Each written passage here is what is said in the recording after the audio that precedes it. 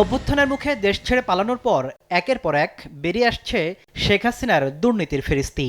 ইতোমধ্যে পূর্বাচলে প্লট জালিয়াতির ঘটনায় চার্জশিট দাখিলের পর গ্রেফতারি পরোয়ানা জারি করেন আদালত। এবার গত ১৫ বছরে বিমানবন্দরে নির্মাণ কাজের হাজার কোটি টাকা লুটপাটের তথ্য পেয়েছে দুদক। এমন প্রেক্ষাপটে আত্মপক্ষ সমর্থনের সুযোগ দিতে শেখ হাসিনাকে আগামী ৮ মে তলব করে চিঠি দিয়েছে সংস্থাটি। বিগত ১৫ বছরে দেশের বিভিন্ন বিমানবন্দরের উন্নয়ন কাজের নামে হাজার হাজার কোটি টাকা লুটপাট ও আত্মসাতের অভিযোগে সাবেক প্রধানমন্ত্রী শেখ হাসিনা দুদকে হাজির হওয়ার অনুরোধ জানিয়ে পত্র প্রেরণ করা হয়েছে।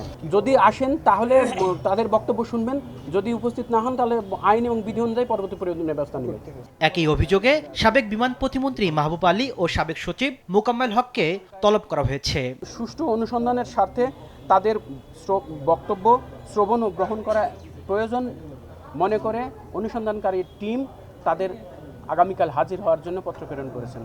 গেল জানুয়ারিতে ৩টি আন্তর্জাতিক বিমানবন্দরের উন্নয়ন প্রকল্পের প্রায় ৯০০ কোটি টাকা আত্মসাতের অভিযোগে শেখ হাসিনার সাবেক সামরিক উপদেষ্টা তারেক সিদ্দিকী সহ ১৯ জনকে আসামি করে ৪টি মামলা করে দুদক।